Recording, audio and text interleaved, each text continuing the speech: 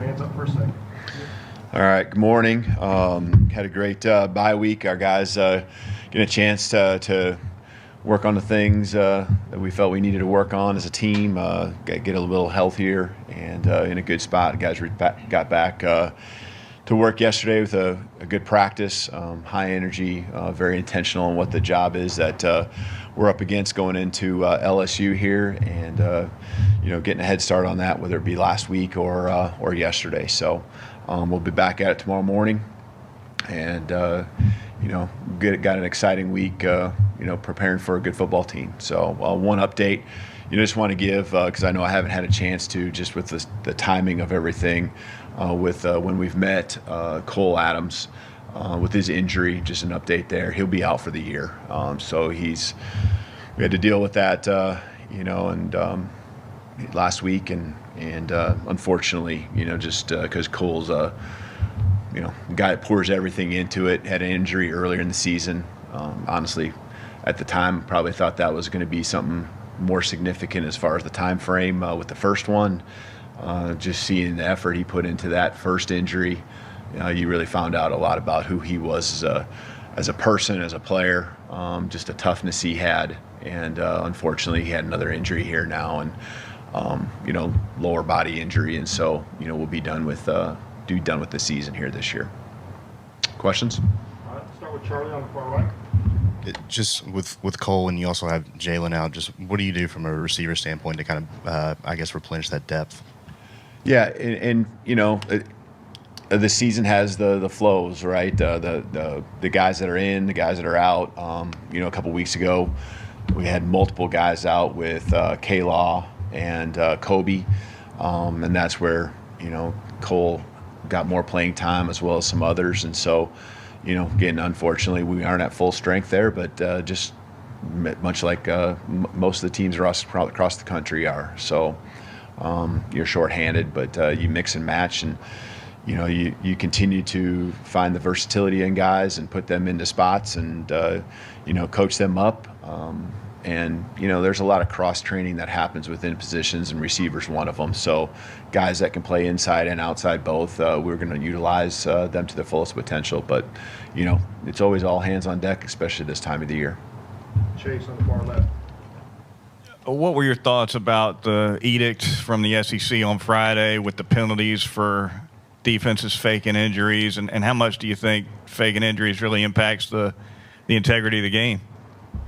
Well, I guess the rules have been the rules, and so just having to find another level of enforcement, I think, and seriousness about it is what's happening here. And so from our end, I already talked to our players, our staff. It doesn't change what we do, because we go about it, and if you are hurt, and you need to stay down, especially if it's substitutions that need to be made. You need to be looked at.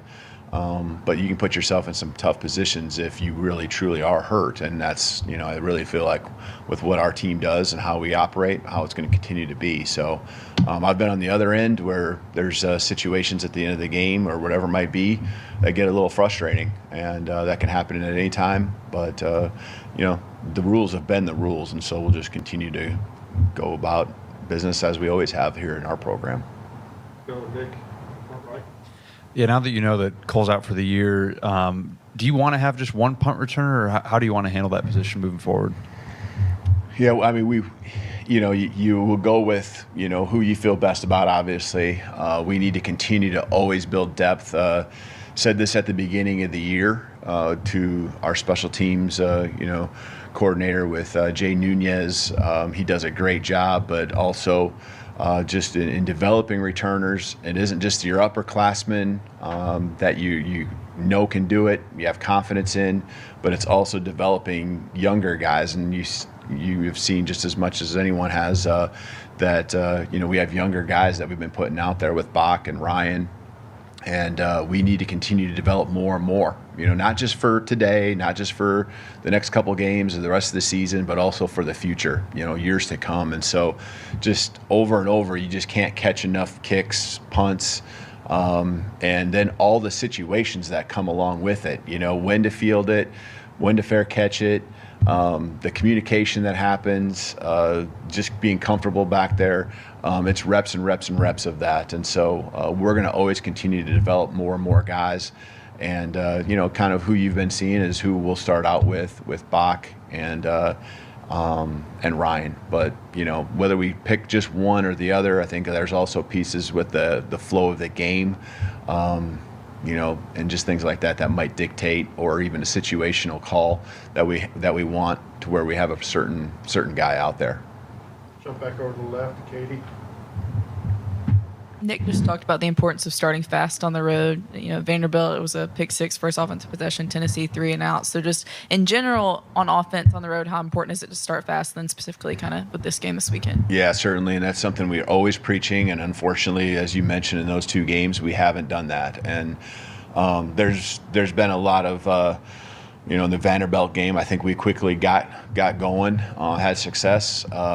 You just can't dig yourself a hole, especially given the opponent a momentum in an environment like we're going to see at LSU. So it's critical. We preach it every day. We try to even set up our practice to where we do start fast, whether it's offense or defense. And, we didn't get that done the last 2 road games, as you mentioned. So always an emphasis on that, but really it comes back to not really – the guys are trying. It's just a matter of, doing things that you do well, going out there and executing. Stay on that same row. Let's go to Colin. Hey, Kalen, I'm curious what you've seen out of Elijah Pritchett at right tackle recently. It seems like from our perspective that he's struggled a little bit from that position. How have you seen him kind of handle the last off week, and how comfortable do you feel about the right tackle position right now? Yeah, I think Elijah's got a ton of potential, and a lot of things that he's grown in.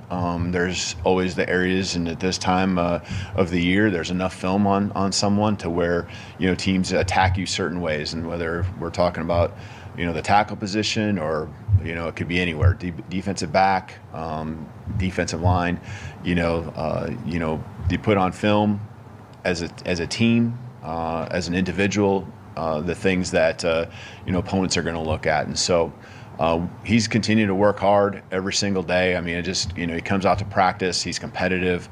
I feel like his growth has been kind of proven over the year. I think there's a consistency to him that is higher than what it was at the beginning or even the middle of the season. And, that's what you're looking for. That's all you can ask in your players, is that they continue to grow, they can continue to, improve.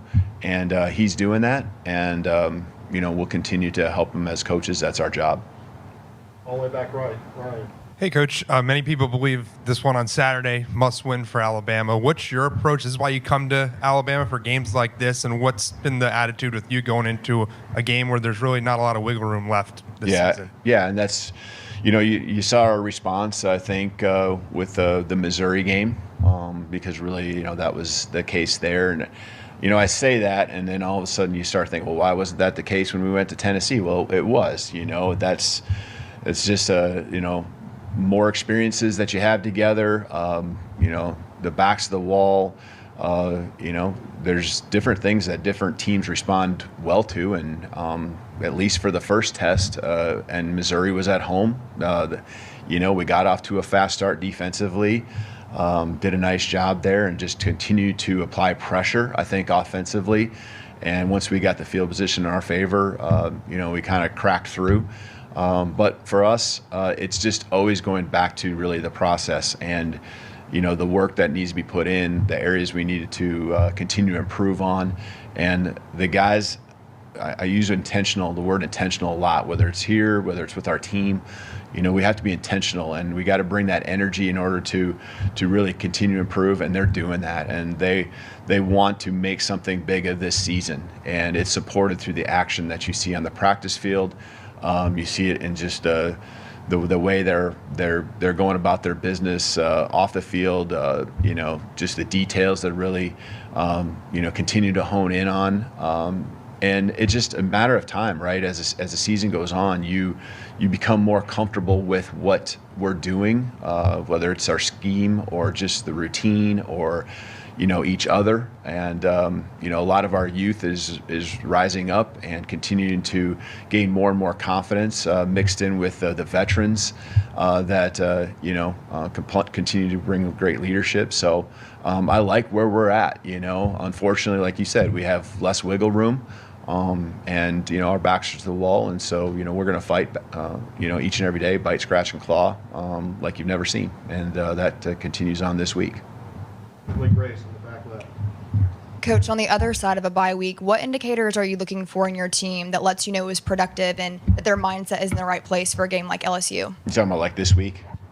Yeah, I think last week and this week is a great indication. I guess this week I'm talking about yesterday's practice. Ton of energy. There was a purpose, just very deliberate in how we went out there. There's emotion and there's energy, but it's really focused on the right things. And the leaders, what I challenge our team to do is not just have the leaders that have been the leaders step up, but have, at this point, a team full of leaders. We can't have, these freshmen aren't freshmen. The new guys that come into this program aren't just new guys anymore. This is our team, and that's been the message, but really for them to all raise their game as leaders. That means accountability for themselves, ourselves, each individually, and then also bring someone else with you. And that's been the challenge the last couple weeks, and I continue to kind of hone in on that. All right, we're going to finish up with Tony here on the left. What have you seen from Robbie UT, and how big is his ability to kind of handle some of that dirty work that maybe goes unnoticed on offense? Yeah, and he does some things on special teams too with Robbie. He's just a really versatile guy, becoming more versatile when it comes to special teams and offense. I think he's one of those guys that when you talk about the reps that you've had now in our offense and how we teach things, and just getting used to the locations that we're going to put him as a tight end, but even in a fullback role, the spots that we put him all over on the field, the reps have helped him really develop and grow. And now you see him not just going out there and trying to execute what's on paper and what the play's supposed to be, but he's actually going out there and making plays.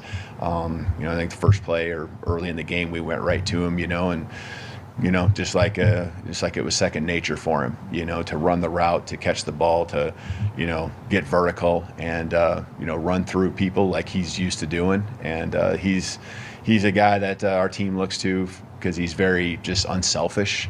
Will do whatever it takes for our football team to be successful, and that happens through his effort, happens through his attitude. You can just see it, and he's a pleasure to have on our football team, pleasure to coach.